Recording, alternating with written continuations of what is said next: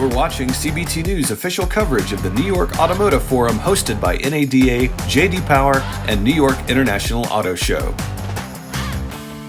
Hey everyone, Jim Fitzpatrick with CBT News. We're out here at the New York Auto Forum hosted by NADA, JD Power, and the International Auto Show here in New York. We're joined by George Karolis, who's the president of Presidio Group. Thank you so much for stopping by. Thanks, Jim. Good to see you again. Yeah, these events are important to the industry, aren't they? Absolutely. I mean, there's a whole host of folks here. I think over 500 industry leaders, dealers. That's right. That's right. You're going to be on a panel today, right? Yes. Talk to us about that today. Yeah, we're going to talk about just the interesting M&A climate right now. Right. And obviously tariffs are the main headline right now that everyone wants to talk about. So we'll probably cover a little bit on that and the impact on dealer sentiment and overall M&A climate, which is still holding up pretty well. Still brisk. That's right. So the tariffs have not had all that much of an impact yet in M&A? It doesn't appear so. You know, in earnings, from an earnings perspective, and we just, with our partnership with NCM, we just got some preliminary first quarter data, and it seems that after 4 years of really unstable earnings, some really peaking and then coming off the peaks, this first quarter of 2025 seems to be the first kind of stable quarter, with profitability leveling off and not really declining. And so, you know, imports are faring well, but luxury is really leading the charge there. So it is brand specific, and then of course we always talk about geography. But overall, the first quarter didn't really show much impact at all. Of maybe some pull forward actually of sales. March was one of the strongest Marches of all time. Almost 1.6 million units sold. Wow. And having said that, how long do you think that will last into the future? You think we'll see more of that? Some of the dealers I'm talking to now, we're at the 15th of April, are still saying that they're still seeing strong sales in the showroom. Yeah, sales are strong. Customers are showing up, presumably to avoid tariff pricing, which we don't know what's going to happen with that yet. Still a couple months of inventory on the ground.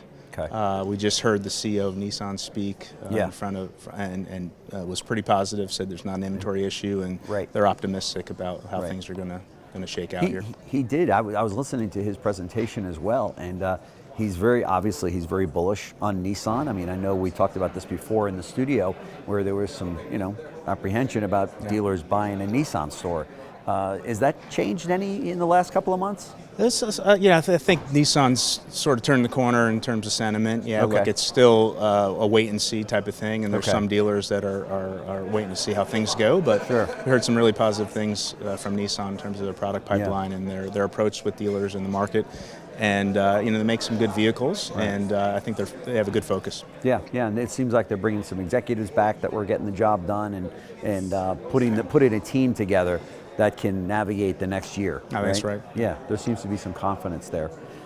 So in terms of the auto industry as a whole, it seems like every day everybody's waiting to hear the next news release from DC, or specifically the White House, right? Yeah. It's a headline-driven deal we're in right now. Yeah. Are dealers calling you going, hey, I don't know if I have the stomach for this? Not necessarily. We talked the other day. I think we were on Monday, and I think it varies. There's 8,000 different dealers out there, and each are in a different sort of stage in their cycle. So some are a little more conservative, some are looking for opportunity.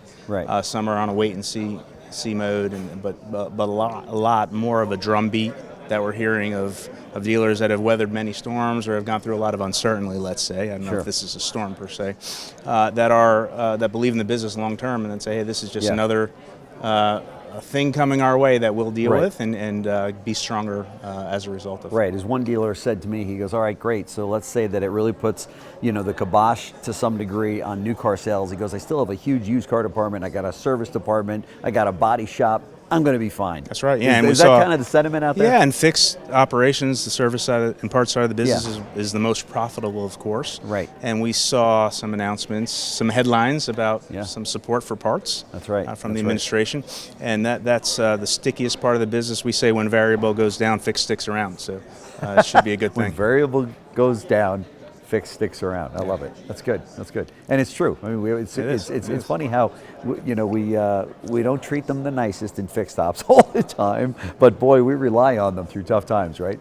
For sure. We treat them. We treat them well. It's okay. Are you tough on them? No, what's going on here? I'm simply saying that be nicer so to these many guys. dealers and GMs come out of variable ops, right? True. And all of the fixed ops directors I talk to go, we're like I don't want to say the redheaded stepchild. That's right. Yeah, but we're not getting the attention that we deserve. That's right. right. That's the first first department we turn to. That's right. Yeah. And fixed, if you can retain that customer and fixed, you're going to get them back for right. another vehicle sale. So it is one of the most important right. pieces of the business. Presidio, looking forward to another strong year. Yeah, it should be one of our strongest on record. Wow. Right. That's great. That's great. Thank you so much for stopping by. Thanks, Jim. Good to see you again. All right. You too.